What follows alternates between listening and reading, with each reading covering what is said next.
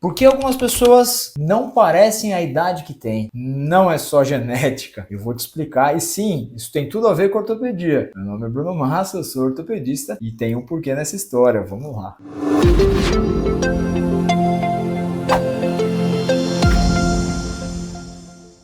Eu tava rolando no feed quando vi essa postagem da Ana Paula Padrão no Instagram. Eu tenho 59 anos, eu vou fazer 60 este ano. E eu tô adorando. Eu tô adorando a sensação de chegar aos 60. Eu vou ser uma sexagenária. 60 anos. Primeira coisa, parabéns. É um exemplo. Não parece. Eu não chutaria isso de jeito nenhum, acho que nenhum de vocês. E na sequência, o algoritmo me deu mais esse aqui, ó. 60 anos também, ó que coincidência. E a mesma coisa, eu jamais chutaria, acho que também nenhum de vocês chutaria 60 anos para este senhor, não é? E isso já desperta algumas reações. O primeiro é a admiração. Óbvio, são pessoas que merecem ser admiradas e a gente tem que copiar algumas das coisas que eles fazem. Já vou chegar nisso. E a segunda coisa, isso é genética ou é esforço? E é aí que a ciência entra para explicar essa dúvida e mostrar como dá pra gente fazer isso na nossa rotina, na nossa vida. Calma, não vou vender nada, não é nada que só eu sei. É alguma coisa que provavelmente vocês já ouviram falar, mas alguns de vocês provavelmente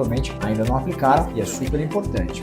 As pessoas hoje estão muito preocupadas com envelhecimento, longevidade, performance, estética. A gente vê isso o tempo inteiro, é só passear aí nas redes sociais, tem várias postagens a respeito. E é muito comum alguns clichês. É sorte, é o dinheiro, é genética, enfim. Ou até algumas receitas mágicas. Vou te vender, faz isso aqui, enfim. Vamos entender o que a ciência fala. Quando a gente olha para os estudos, a gente vai entender que alguns fatores estão sempre muito citados, estão sempre muito relacionados a essa qualidade de envelhecimento. E eles estão muito mais relacionados às nossas escolhas do que aos nossos genes, ou seja, nós temos muito mais influência na qualidade do nosso envelhecimento do que propriamente a nossa genética. Então, como a gente mede o envelhecimento? Isso não é uma pergunta fácil. A maneira mais simples é cronologicamente, considerando a sua data de nascimento e a data de hoje, certo? É a data que, em geral, quando se pergunta a idade, a gente responde. Mas existem outras maneiras de medir. Então, por exemplo, para as crianças, vocês já viram aquelas que fizeram idade óssea, teste de idade óssea? O que isso mede? Isso mede, eu tenho uma estimativa da sua idade biológica. Por quê? Porque o nosso corpo não envelhece necessariamente no mesmo tempo que a nossa idade cronológica nos dá. O que a gente quer ver? A gente quer ter uma ideia do quanto aquele corpo envelheceu e qual é, se é que há diferença em relação à idade cronológica. Eventualmente você precisa tomar alguma atitude em alguns casos específicos. Mas isso a gente vê, por exemplo, quando a gente traz pessoas de mesma idade cronológica que parecem diferentes. Por exemplo, se a gente juntar as pessoas de 40 anos ou de 60 anos, provavelmente uma você diria que tem mais do que essa idade, uma você diria, olha, não, esse tem essa idade, outra você diria que tem menos. E isso está relacionado ao envelhecimento biológico, a idade biológica. E os fatores mais importantes para isso são massa muscular, composição corporal, como estão os nossos hormônios e a genética. Já vou tirar isso da frente. A genética tem influência sim, mas até em torno de 30% do nosso envelhecimento, segundo esse estudo. Ou seja, 70% de tudo que acontece, novamente, depende de nós. Então vamos lá, quais são os principais fatores associados então a esse envelhecimento, ou seja, como eu controlo esse 70% do envelhecimento que eu tenho controle? O primeiro fator é massa muscular. A maioria das pessoas que envelhecem perde massa muscular, a sarcopenia. É o nome dessa perda de massa muscular. E essa perda de massa muscular está ligada a um envelhecimento, ou seja, a uma longevidade pior. Você já viu quem tem menos massa muscular? Tem menos capacidade física, tem menos capacidade de locomoção, tem maior incidência de doenças crônicas, tem mais dores, não tem uma movimentação muito fluida, tem em geral também uma perda de massa óssea e mais risco de quedas. Ou seja, massa muscular te protege em todos esses fatores. E isso, por exemplo, nos dois exemplos que eu dei, é muito marcante. Isso faz toda a diferença, em especial nele. E tem uma rotina que associa a atividade física desde jovem. Olha só que gancho legal. Se a gente introduzir para as nossas crianças atividades físicas desde cedo, isso tende a se tornar uma rotina, isso tende a se tornar um hábito. É mais fácil manter essa atividade física ao longo da nossa vida. Fiz um vídeo falando disso, dá uma olhada lá, mas a partir dos 5 anos de idade,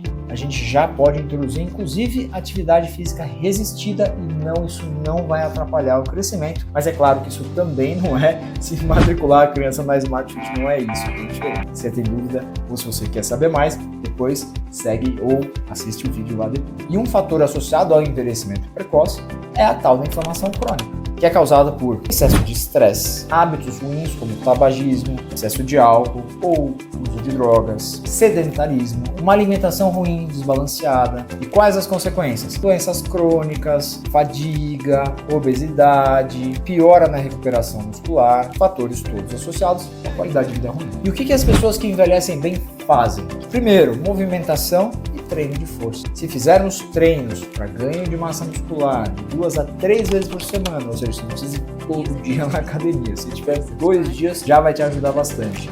Associada à atividade cardiovascular, e aqui cabe também treino de membro inferior, super importante, core, glúteo, faz toda a diferença. Isso te dá equilíbrio, isso te dá mobilidade, super importante para o envelhecimento adequado. Nutrição, nós somos o que nós comemos. Uma dieta balanceada, com vegetais, com legumes, com frutas, com proteína, com carboidrato, balanceado. Tem muita informação hoje.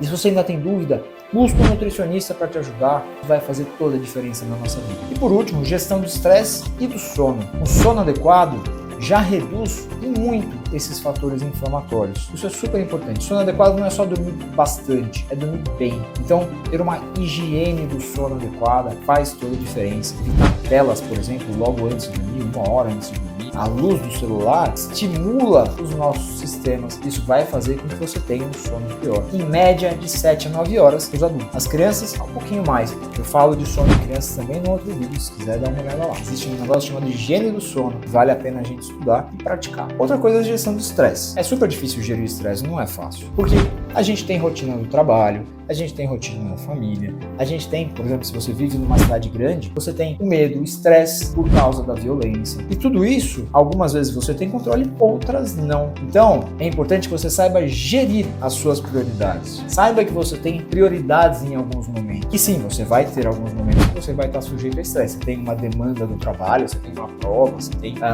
alguma entrega que você tem que fazer. Sim, vai haver mais estresse naquele momento, você está sujeito a mais estresse. Mas saiba balancear isso na sua vida. Isso é o mais importante. Isso vai fazer uma baita diferença. Isso reduz o nível de estresse crônico. Então, eu já tirei alguns mitos para vocês, hein? Primeiro, não é só a genética. 2, envelhecer bem não é só não ter ruínas, tá? Tem muito mais que isso. Quem treina pesado não envelhece mais rápido. Até o oposto, sim, envelhece mais rápido quem não treina nada. E por último, só suplemento não resolve. Uma dieta balanceada é o que você quer, é o principal. E o suplemento, como o próprio nome já disse, vai te ajudar, vai suplementar o que você precisa complementar da sua dieta. Por fim, envelhecer bem não é só sobre estética. É sobre a qualidade da sua vida, sobre a sua função, sobre como você vai lidar com o envelhecimento que vai acontecer. Autonomia, energia, propósito. Isso vai fazer diferença. Envelhecer acontece, todo mundo vai envelhecer. Agora, envelhecer bem é uma atitude, é uma opção. É como você lida com a sua vida. Você conhece alguém que não parece a idade que tem, por mais ou por menos? Comenta aí. E comenta o que você faz para conseguir envelhecer bem. Esse vídeo te ajudou a entender melhor o que está ligado a um bom envelhecimento, a longevidade. Então, dá um like, compartilha para quem precisa dessa informação, se inscreve no canal e eu te vejo no próximo vídeo, porque afinal de contas, tudo tem porquê.